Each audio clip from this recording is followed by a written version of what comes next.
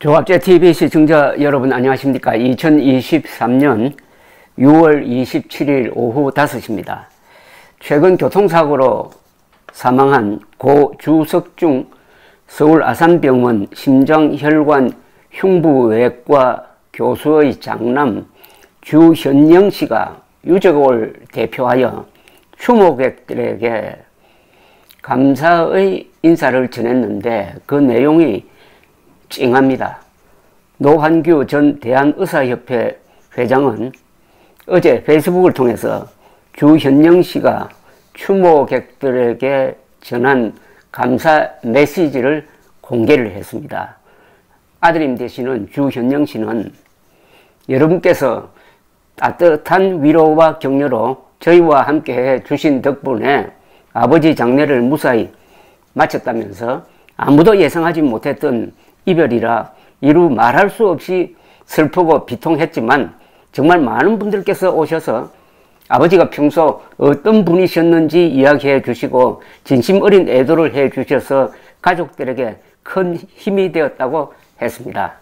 주현영 씨는 이어서 장례를 마치고 며칠 후 유품을 정리하러 연구실에 갔었다면서 책상 아래 박스에 버려진 라면 수프가 널려 있었다고 했습니다.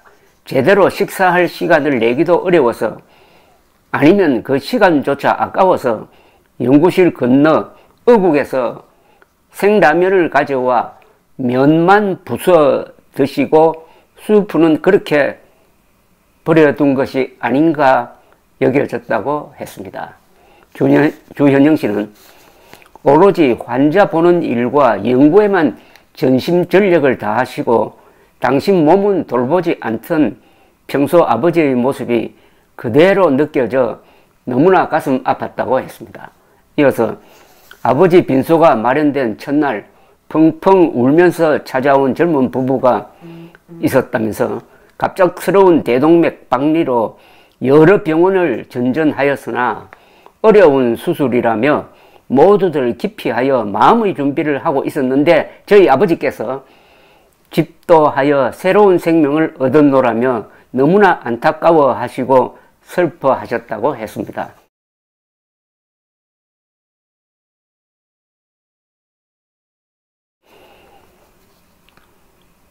아무리 위험한 수술이라도 내가 저 환자를 수술하지 않으면 저 환자는 죽는다는 생각이 들면 내가 감당해야지 어떡하겠나고 말씀하시고 확률이나 데이터 같은 것이 무슨 대수냐고 그러셨던 아버지 말씀이 떠올랐다고 했습니다.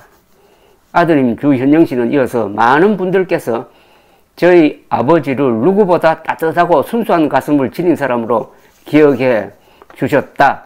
여러분이 기억해 주신 아버지의 모습과 삶의 방식을 가슴에 새기고 부족하지만 절반만이라도 아버지처럼 살도록 노력하겠다. 다시 한번 귀한 걸음 하셔서 아버지 가시는 길 배웅해 주시고 위로해 주신 데 대해 깊이 감사드린다고 했습니다. 병원 10분 거리에 살면서 응급수술을 도맡다시피 했던 주석중 교수는 지난 16일 오후 송파구 풍납동 서울 아산병원 패밀리타운 아파트 앞 교차로에서 자전거를 타고 횡단보도를 건너려다가 우회전하던 덤프트럭에 치여 돌아가셨습니다. 주 교수는 사고 이틀 전인 14일 수술이 길어져 새벽 3시 30분에 귀가했지만은 잠을 거의 못 자고 바로 출근했고 사고 전날에는 처가 식구들과 저녁 식사 약속이 있었으나 급한 수술이 잡혀서 가지 못했다고 합니다. 유족들은 사고 당시 사진을 보니 두동강 난 자전거와 수류 가방, 대형 할인점에서 산 신발이 보이더라고 했습니다. 집에서 진료 관련 서류를 갖고 자전거를 타고 병원으로 돌아가던 중 사고를 당했습니다. 주 교수는 생전에 병원 소식지에 올린 글에서 장시간 수술이 버거울 때가 있지만 환자가 극적으로 회복되면 힘들었던 걸 다 잊는다고 썼습니다. 그는 술과 골프도 하지 않았다고 합니다. 양손 수술에 더 익숙해지려고 집에 돌아와서도 왼손으로 젓가락질을 하고, 왼손잡이가 아닙니다. 바느질 하는 연습도 했다고 합니다. 어쩌다 쉬는 날에는 집에서 빵을 만들어 가족, 친지들과 나눠 먹는 걸 좋아했고, 이런 남편의 모습을 지켜본 주석중 교수의 부인도 봉사활동을 하려고 최근 사회복지사 자격증을 땄다는 것입니다. 그야말로 남김없이 죽어간 나무였습니다. 이분은.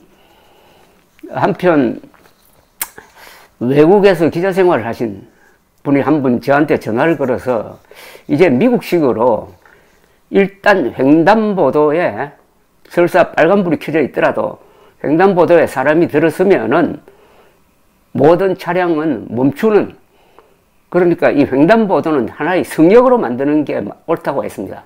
횡단보도에 빨간불이 있더라도 사람이 딱 발을 디디면은 그 순간 다른 차는 무조건 정지해야 하는 식으로 사람이 다니는 일종의 성역으로 만들어야 이런 사고를 막지 않겠는가 하는 그런 충고도 있었습니다. 주석중 교수가 많은 분들에게 감동을 주는 것은 의사의 어떤 길을, 의사의 도라 그럴까요? 도를 보여주셨습니다. 의사도 기술자입니다. 그러나 그 기술에 정신이 들어갈 때 이런 훌륭한 인격이 탄생하는 것이죠.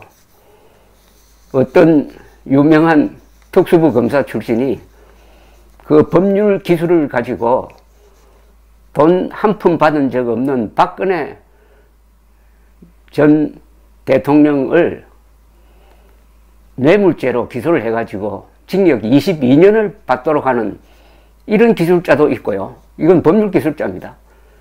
그러는 사이에 자신은 대장동 일당과 거래를 하면서 돈을 요구해가지고 수십억 원을 약속받고 그 중에 8억 원을 받았고 딸도 한 20억 원 정도의 금전적 이득을 보았다는 등등의 혐의로 어제 구속영장이 청구된 그 법률 기술자와 주석중 의료기술자, 그러나 거기에 위대한 인간애가 들어갔으므로 이런 감동을 만들어주는 분이 있다. 참 대조적 인생입니다.